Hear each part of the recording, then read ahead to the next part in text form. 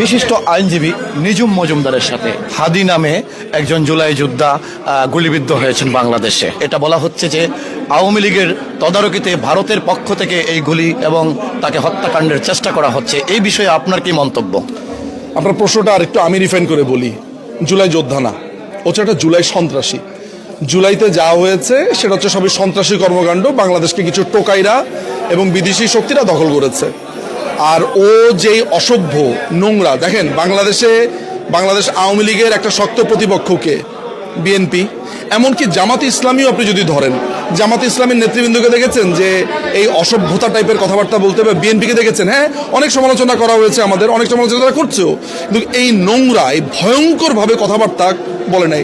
2 দিনের বৈরাগী, আগে লিখতো কবিতা, এখন বাংলাদেশ আওয়ামী লীগকে এতটুকু পাঁচফুটি সে বাংলাদেশ আওয়ামী লীগকে গালি দেয়, বাংলাদেশ আওয়ামী লীগকে সে আজীবন নিষিদ্ধ করবে, কত কথা। আমাদের সময় মুরব্বীরা একটা কথা বলতো, এখনো বলে, সেটা হচ্ছে খ্যাতের ইটা খ্যাতেই ভাঙে। সুতরাং ও যাদেরকে নির্বাচনী প্রচারণায় লাগিয়েছে, ওর বন্ধু বান্ধবরা এই টাকা পয়সার ভাগ বাটোয়ারার জন্য ওকে গুলি করেছে। তাহলে কে করবে? ও নির্বাচনী প্রচারণা যারা করছে তারাই তো গুলি করেছে। এখানে বাংলাদেশ আওয়ামী লীগ আর ভারত করতে গেল। আপনারা দেখতে পেয়েছেন না যে তার সাথে যারা প্রচারণা করছিল। এখন আপনি আমাকে বলেন তো, যেখানে ছাত্রলীগ, যুবলীগ, আওয়ামী লীগের কর্মীরা জীবন ভয়ে ছুটছে, যারা আপনার কারাগারের প্রকোষ্ঠে বন্দী, যারা 5 তারিখের পরে রাস্তায় বেরোতে পারে না, সেই ছেলেটা 17 লক্ষ টাকা লুট করার পরে সে জামিন পেয়েছে। সেই ছেলেটা হাদির নির্বাচনী প্রচারণাতে সুযোগ পেয়েছে। তো হাদির নির্বাচনী প্রচারণাতে হাদির লোক হাদিকে গুলি করলে আমরা কি করতে পারি?